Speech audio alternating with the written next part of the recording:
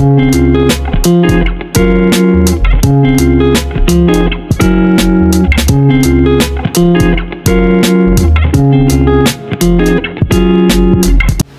guys! Welcome back to our channel, and today pupunta tayo sa Kalinisan Beach Resort.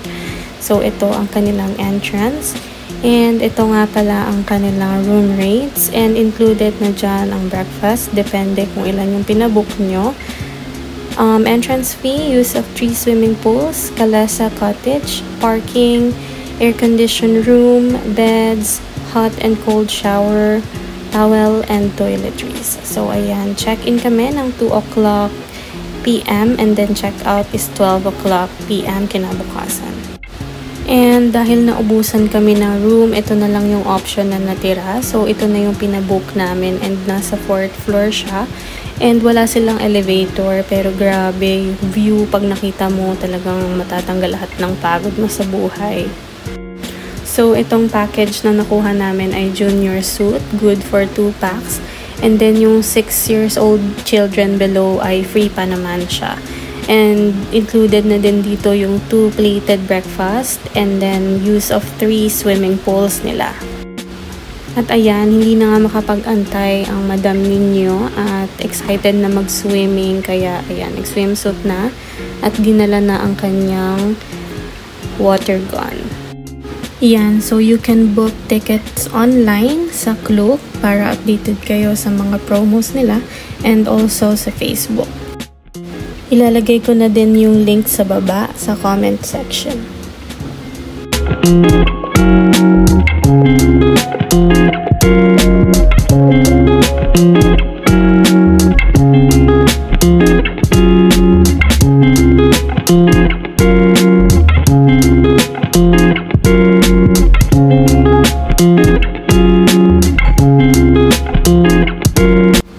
Ito nga pala yung view ng unang swimming pool. So, meron ditong part na covered and merong part na hindi covered. Ayan. So, may slide dyan na mataas. Meron din namang pang kids lang.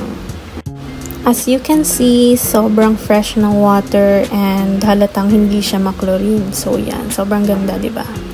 So, ito. Pupunta tayo doon sa 2nd and 3rd na swimming pool. So, naglakad lang kami ng konti.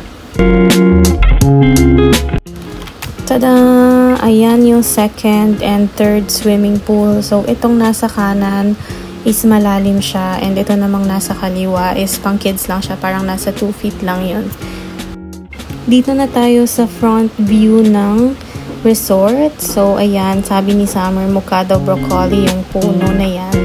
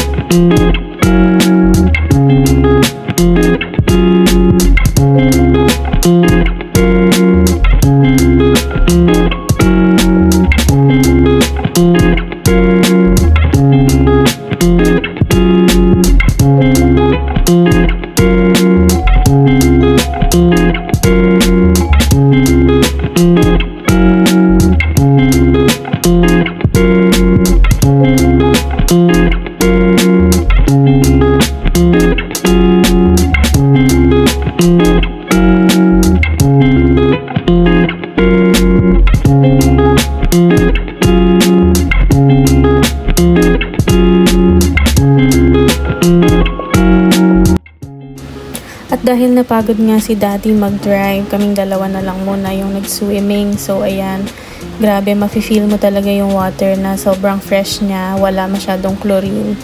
And ayan, after namin mag-swimming, nag-dinner na lang din muna kami sa taas na sobrang napaaga dahil nagutom kami kaagad.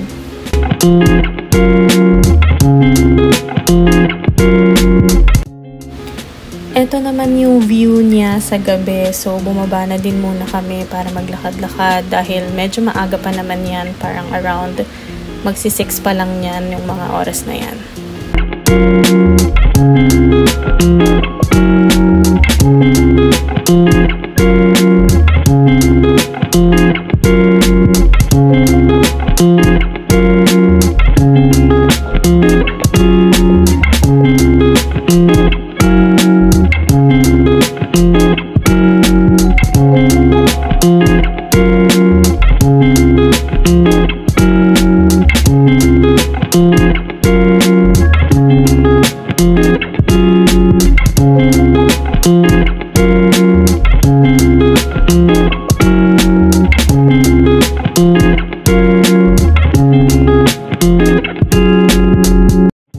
At ayan, bago nga kami umakyat, nagkape na lang muna kami ni Daddy dahil parang kapeng-kape ako noon.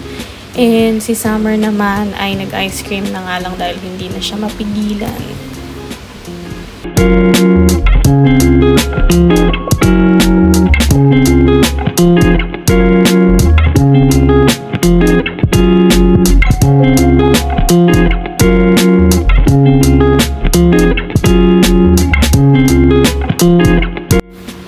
Pagising nga namin, bumaba na agad kami para mag-breakfast. And ayan yung view, napakaganda. Ayan yung free breakfast namin. And after that, agad naman kaming nagpunta na sa swimming pool dahil may batang excited na.